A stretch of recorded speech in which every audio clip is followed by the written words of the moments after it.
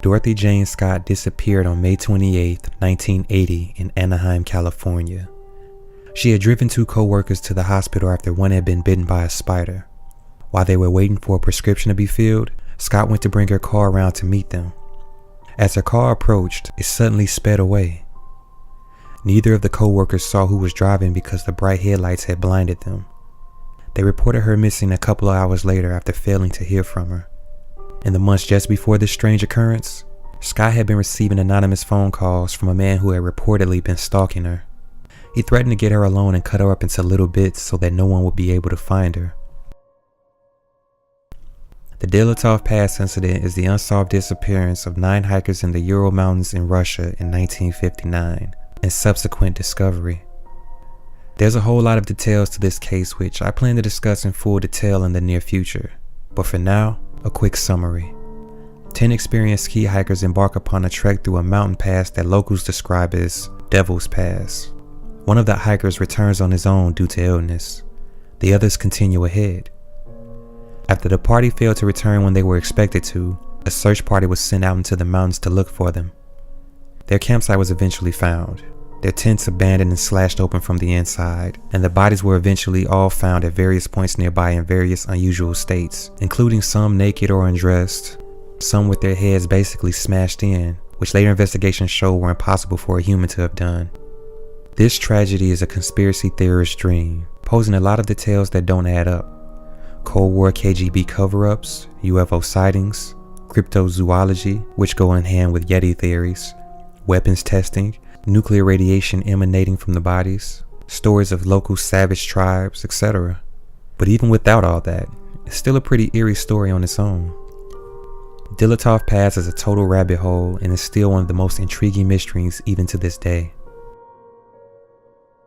14-year-old Laura Ron was last seen in her apartment in Manchester, New Hampshire on April 26, 1980. She spent the evening drinking beer with a male and female friend while her mother Judith was away at a tennis tournament. At some point, the boy heard voices in the hallway and left through the back door, thinking Judith was coming home. He stated he heard Lauren lock the door behind him. When Judith finally returned at midnight, she found the building completely dark because the light bulbs on all 3 floors had been unscrewed.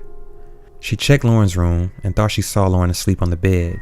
In the morning, however, this turned out to be Lauren's friend, who said that she had last seen Lauren going to sleep on a couch. Lauren's clothes and new sneakers were in the living room, and the back door was wide open. Police investigations went nowhere until Judith looked at her phone bill and discovered she had been charged for 3 phone calls made from Santa Monica, California on October 1st, 1980, 3 months after Lauren went missing. 2 of these calls were placed from a Santa Monica hotel to another motel in Santa Ana. The 3rd call was to a teen sexual assistance hotline run by a plastic surgeon. Authorities in Santa Monica questioned this surgeon, and he denied knowing anything about Lauren. Judith hired an investigator on her own in 1985 who questioned the doctor again.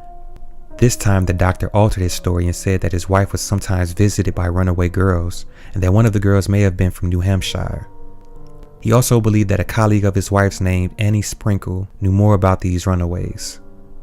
Authorities looked into this and found that Sprinkle was involved in the pornography industry, but nothing was found linking her to Lauren.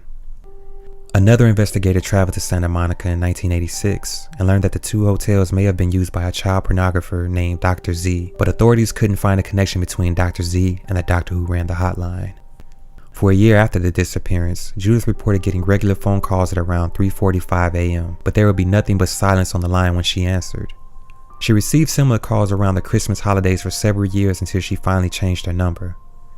According to Charlie Project, a childhood friend of Lauren, he received a call from someone claiming to be her in 1986.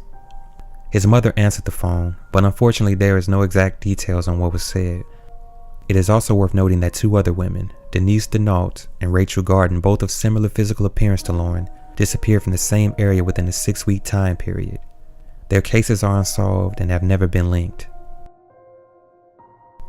On February 14, 2017, the bodies of Abigail Williams and Liberty German were discovered on an American hiking trail in Delphi, Indiana, after the young girls had disappeared from the same trail the previous day. The murders have received significant media coverage due to the fact that a photo and audio recording of a man believed to be the girl's murderer was found on the cell phone of German. despite the photo and audio recording of the suspect being released to the public by the police, as well as an estimated 18,000 tips being sent to the police, no arrests have been made in the case.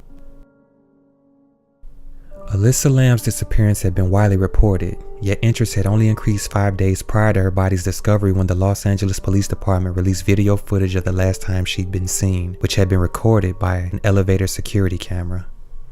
In the footage, Lam is seen exiting and re-entering the elevator, talking and gesturing in the hallway outside, and sometimes seeming to hide within the elevator, which itself appears to be malfunctioning.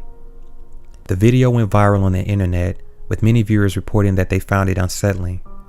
Explanations range from claims of paranormal involvement to bipolar disorder from which Lam suffered. It has also been argued that the video was altered prior to release. The circumstances of Lam's death when she was found also raise questions, especially in light of the deceased's history in relation to other notable deaths and murders. Her body was naked with most of her clothes and personal effects floating in the water near her. It took the LA County Coroner's Office 4 months after repeated delays to release the autopsy report, which reports no evidence of physical trauma and states that the main cause of death was accidental.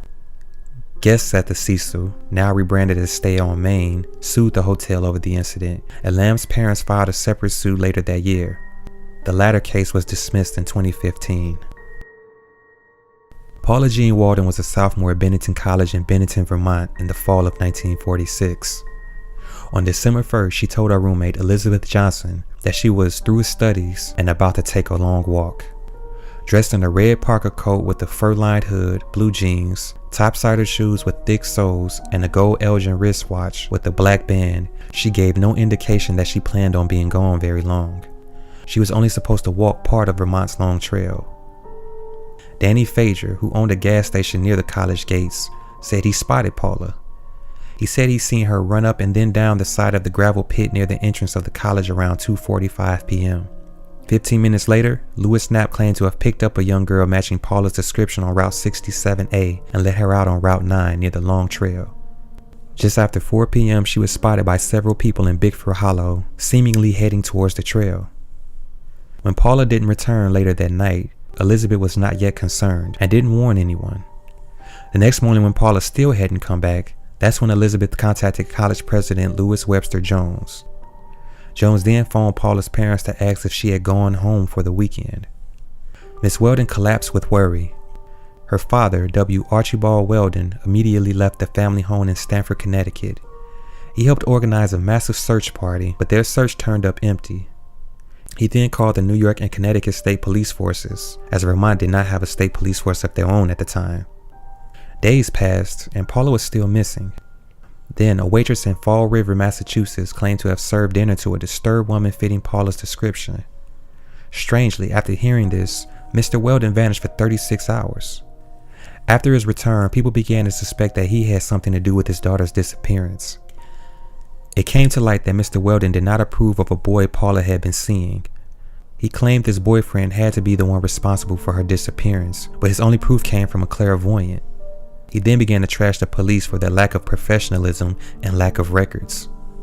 Mr. Walden soon returned to his home in Stamford. Poor weather eventually halted the search for Paula, but 9 years later, a lumberjack came forward saying he knew where her body was buried. After being questioned, he eventually admitted making it up for publicity. Then, in 1968, a skeleton was found, but it was later determined that it was far too old to be Paula. There have been many theories as to what happened to Paula that fateful December day. Did she simply get lost in the woods and die in the elements, or did she run off with her boyfriend? Or did the so-called Bennington Triangle, where 5 people vanished between 1945 and 1950, have something to do with it? I'll go further into that scenario in a future upload. Sadly, as more and more time passes, it seems very unlikely that the case of Paula Jean Walden will ever be solved.